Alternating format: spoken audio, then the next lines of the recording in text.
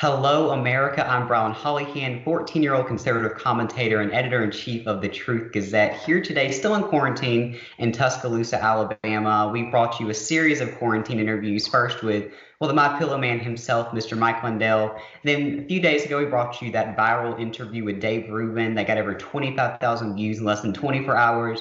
We are back today with an interview I am so excited for.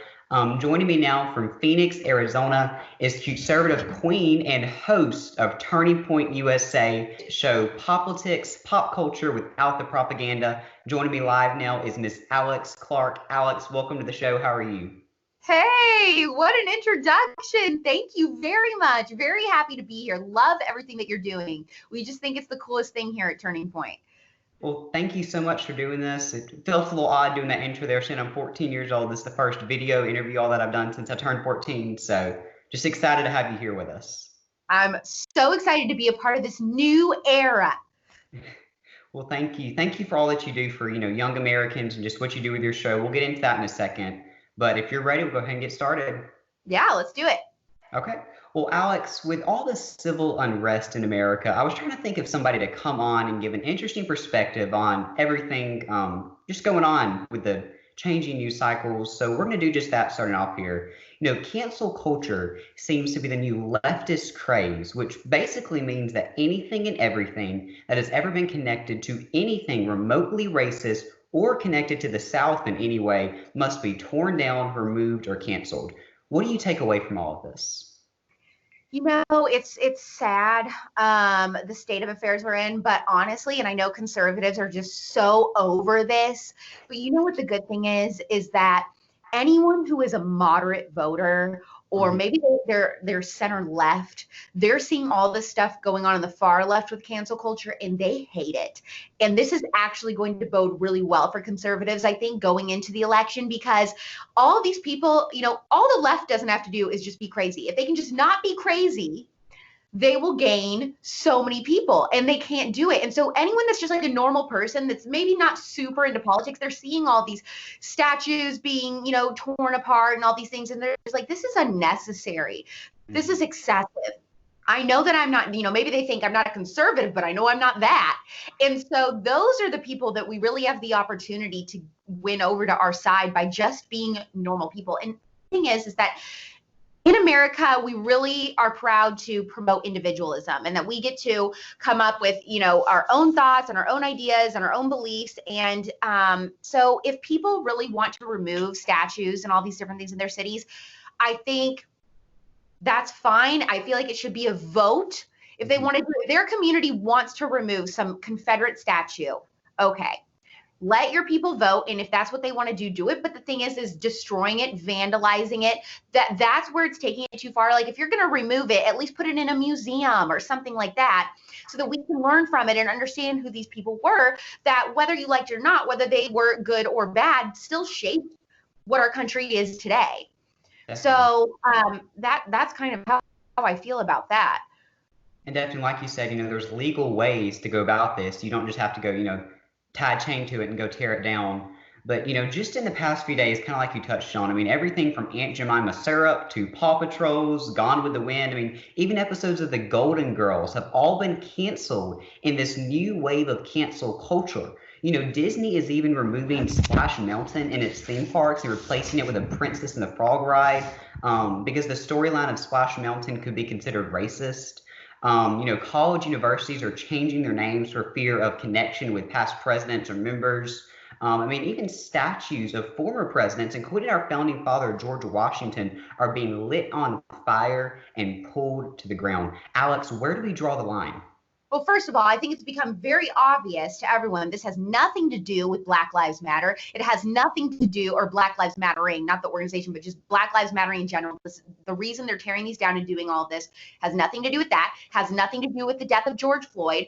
This has to do with people who absolutely hate America, hate everything that we stand for, and want to watch it burn. Like that is the whole point. They really want to do an overthrow of the government. So that's the first thing, is just understanding where they're coming from. There's no excuse for the violent behavior. As far as things like Paw Patrol and the Golden Girls, I talked about what's going on with the Golden Girls today in my episode, because what it was Hulu came out and said, I'm going to remove this episode of the Golden Girls on our platform because they're wearing blackface. There is no blackface. They're doing a mud face mask. That's it. It's skincare, baby. And I said, you know what? I will die before the left can say anything that they want about me, but I will die before they say that I don't have good, clear skin. Okay. So I'm going to continue to do my mud masks. There is a total difference between doing blackface and doing skincare like that. Like and again, that's where we're going to start winning people over on our side. And I saw a lot of tweets about this. People are going, oh, now they're trying to say, the people who are trying to cancel all these little things like Paw Patrol or Golden Girls or Aunt Jemima, all these people are taking away from our movement. They're trivializing it. They're basically self-sabotaging our movement because now the conservatives are making fun of us and saying how stupid we are, and that's not the point. So see, they're screwing it up for themselves. So we just got to let them do it. And then hopefully one day they will have canceled so much that there's nothing left to cancel. Definitely. It's insane, all the changing news cycles and everything just going on. I mean, you wake up every morning and it's something else they're canceling, some statue that's been pulled down overnight. Exactly. And I think a really good step with all this when you're talking about like, what do we do about it? I think that President Trump signing an executive order saying that if you vandalize any statues or monuments that you're going to go to jail or prison for 10 years. That's exactly what we needed from him. And I think we are probably going to start hopefully seeing a big downtrend in the vandalism and the violence. Definitely. That was a good point. Changing topics just a little bit, I want to talk about your show for a little bit. I watch POPlitics just about every day because, I'm more in the know on political news and not as much of the daily, what's going on in pop culture. And I know thousands of other Americans do the same thing. You're just, you bring that conservative dose of what's going on in Hollywood. But first of all, I just want to know, where did you get the idea for this show and why do you think it has been such a hit for young Americans? Well, I was in pop radio for 7 years. I was co-hosting a morning show. And so I have entertainment news experience, covering pop culture every single day. That's what I did for all those years. And so I did that because I love it. Like, I'm interested in entertainment news and celeb gossip and all that stuff is fun, but I'm also a conservative and I've always been an outspoken conservative. And it started getting to the point behind the scenes working in mainstream media for so long where I knew I was being discriminated against as a conservative. They were actively trying to stifle me, shut me up, tell me to be quiet, reel it back in, don't, say this, don't post this. And I wanted out. But I also knew that I really wanted to still do a show in some capacity, whether it was radio or otherwise, where I could cover pop culture and stuff because that's fun for me. And the thing is I'm not a serious political debater. That's not what I'm interested in. I like being fun, silly, and all this stuff. And I also knew that didn't exist in the conservative movement. We don't really have any young female conservatives that are just doing like a lighthearted show that is a introductory into conservatism and also something that humanizes conservatives. I think it's important to have a show that just shows like, I'm a normal person that likes all the same things you do. We watch the same shows. We listen to the same music. I'm cool and making conservatism cool again. I guess you could say cool to like young people and stuff. It's just hard. You're not going to win a lot of apathetic Gen Z millennial voters over by talking about unemployment constantly. I'm sorry. It's just, that's not what it's going to be. But I will have your attention if I start the conversation off by talking about something Kylie Jenner did and then splicing in like, well, as a conservative, here's what I think about what she did. Now they're listening. Now they're like, oh, wait, conservatism isn't as bad as I thought. So I had this idea of how to mesh all of this stuff together and why this kind of a show would be important. Mm-hmm. And Turning Point USA had coincidentally, right when I was going through this and thinking, should I quit and all this, they reached out to me and they said, we're a big fan of you. What would you think of like partnering with Turning Point USA to do something? At the time, they were really just thinking of having me on as an ambassador to like promote them on social media and work with them on social media and go to our events and stuff. They weren't thinking of me as someone that could work here. But as soon as I got them on the phone, I said, hey, I just want to tell you, I would 100% quit my job and move across the country and work for Turning Point USA. I want to host a show with you guys because I knew we had a productions department. but we had no daily shows yet at the time. And I was like, I want to do a daily show. Like, how can we do this? Would you guys be interested? And they were like, let's do it. Let's get her out here. So I really relocated to Phoenix, Arizona, where our headquarters is, a year ago, almost exactly now. So that's how that all got started. And they loved the idea because they knew that it was important to have a show that would get the attention of young people that would maybe think that they weren't interested in politics and maybe hadn't ever been exposed to conservative ideas. This is just a good way to spoon feed it to them and get them a little bit interested. And then people like you or people like Charlie Kirk can finish the job. They can do the full conversion. Well, thank you just for what you do and pushing through that show every day, waking up and just filming that show every day. I know it must be tough sometimes, but you just do a really great job. Y'all brand POPlitics, like I said in the intro, as pop culture without the propaganda. And as someone who has devoted their career to fighting back against the fake news propaganda machine, I have to appreciate, what y'all do. And on a daily basis, when you're preparing for stories for the show, like you talked about doing the Golden Girls, story today, how do you go about deciding how to bring such an interesting and conservative perspective on, all the stories going on in Hollywood? Well, I try to do a good mix. Once in a while, there's a story so big on the pop culture front and it has nothing to do with politics. And we'll put that in there because it's pop culture news that my audience is interested in hearing. But I try to choose stories that do meet like politics and pop culture in the middle. So the Golden Girls episode with, them getting canceled for that episode because of blackface when it was a face mask. Like that is a perfect juxtaposition of politics and pop culture. So those are the types of stories that I know, okay, I need that for my show. I need to talk about it. And then I throw in some fun things that are not super political because, like I said, I want to hook the people that think that they, if I just am like, this is a conservative, like I'm a pop culture show first. Let me say this. I'm a pop culture show that happens to have a conservative host. So that is how I can get people that are maybe left-leaning or not interested in politics at all, have never been willing to hear a conservative viewpoint, because they know that I'm going to have the best breaking pop culture news and I'm going to cover it, but then I'm also going to give them my opinion, and it's opinions that they're not hearing other places like TMZ and E! News. And that's the thing too. A lot of the stories that I cover, if TMZ and E! will cover it, they're not going to give a conservative perspective. So for the people that are conservative, they're like, what do other conservatives think about this? And no one's really talking about it. We really just don't have a lot of people covering pop culture like that exclusively on the right. So it's a unique show in that perspective. Well, I really love it. You are doing a great job. Just keep it up. And another thing I respect about you and Turning Point USA, as well as your show, is how engaging you all are with young Americans. I mean, even down to having a Young Americans rally with President Trump last week that we'll get to in just a second. But mainly, I just want to know why you feel it is so important to bring information to young Americans through your show in an era of misinformation. Well, right now, there is a fake news problem, especially on cable news, but we're living in my show lives on the internet, and we're living in a great time for the truth to get out because we have all of these different social media resources and ways to get conservative ideas out there where Gen Z and millennials are going to be exposed to it. So now than ever before, it's the easiest it's ever been for them to learn about these ideas. We just have to be smart as conservatives on how we're marketing it, making it exciting, keeping it fresh. Here's the thing. Conservative ideas and values don't change. Those never change. But the way that we convey them, the way that we win people over with those ideas, the format in which we present those ideas does need to change. That's what POPlitics is doing.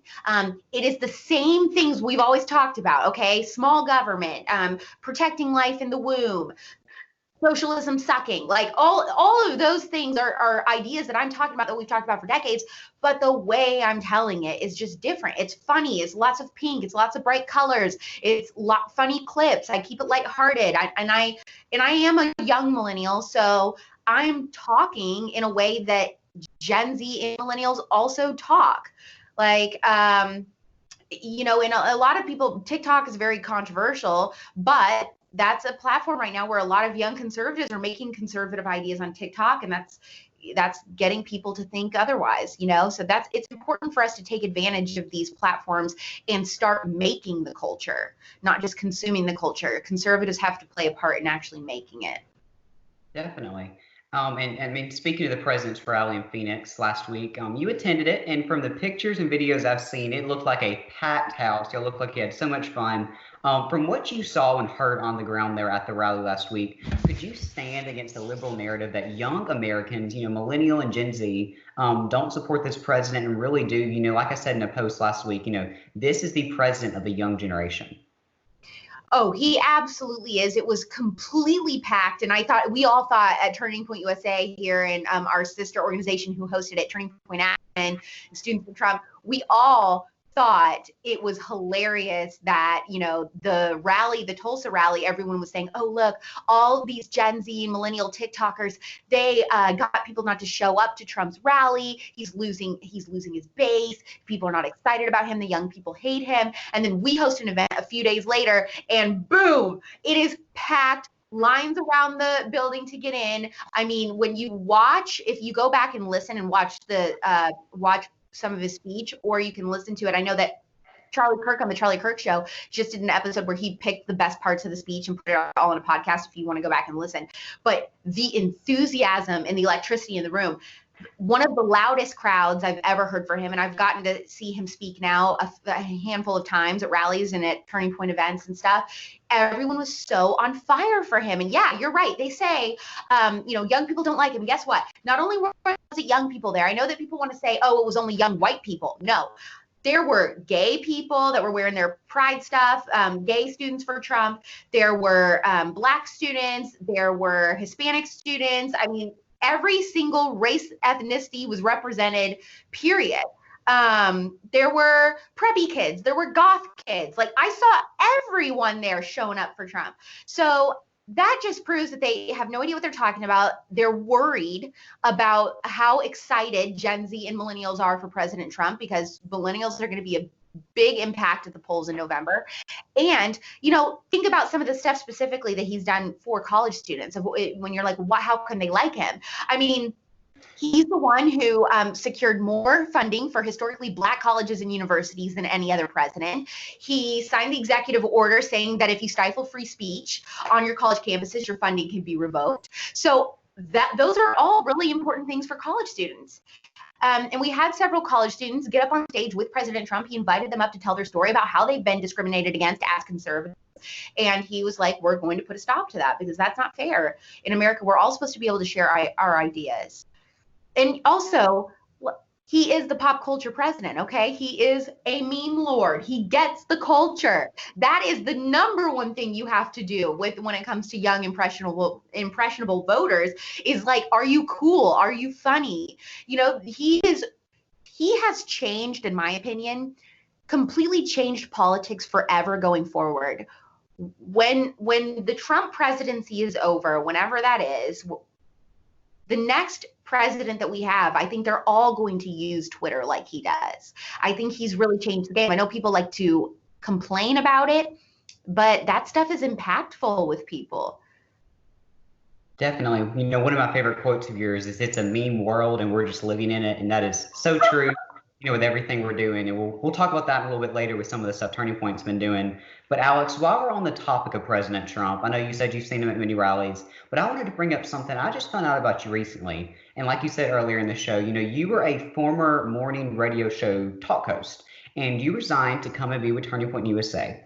And in a letter to your boss, you wrote, quote, I know it's confusing and that you have a lot of questions, but I can't wait to shake the president's hand someday soon. And then you will say, she told me she'd do it, and she did. Well, Alex, you did. You accomplished that dream, and you had the honor to meet the president a few months ago. Tell me what it was like to stand up for your beliefs and really speak out, to leave your former job and then get to meet the president of the United States just a few months later. I had a lot of confidence that I was making the right decision, quitting radio, taking this job with Turning Point USA to do this show, everything, the way it lined up, how I had been thinking about how I wanted to quit, but I didn't know what to do. I had this idea for the show. Turning Point reached out to me at exactly the right time. were willing to work with me, getting me out of my contract and my deal in radio to get me here, and really cared about me. The entire process of me moving from Indiana to Phoenix was just incredible, the way Turning Point took care of me, because I was scared. I was leaving my entire life behind to do a show that had never been done before, in a place I'd never been before. And, leaving my friends and family, I was completely on my own. It was a huge risk. And I was nervous, but I also totally felt Holy Spirit led in that this is what God was asking me to do. And just the way that all the doors opened so perfectly. And I just had so much confidence in my heart, knowing I know that I'm going to take this job. I think this show's going to work. And I think that I'm going to get to meet the president. And then they don't understand why I'd be willing to leave my show, because at the time it was a #1 rated show, but they're not going to get it now. But when they see a picture of me finally shaking the president's hand, then they're going to say, wow, she was right. She did it. And I just knew that it was the right decision. And I'm a big believer in just boldly speaking what I want to do. When I was younger, I would always tell people, at the time it was working in radio and everything. And at the time I'd always be like, oh yeah, I'm going to go in radio. I'm going to go on a reality show, which I did. I was like, one day I'm going to co-host my own show, which I did. And then with this, I was like, I know that I'm going to meet the president.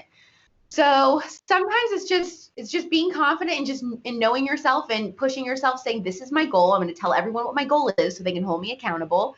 And I knew that if I wrote that down in my resignation letter, that I'm going to meet the president and you're going to see it, then I had to make sure that happened.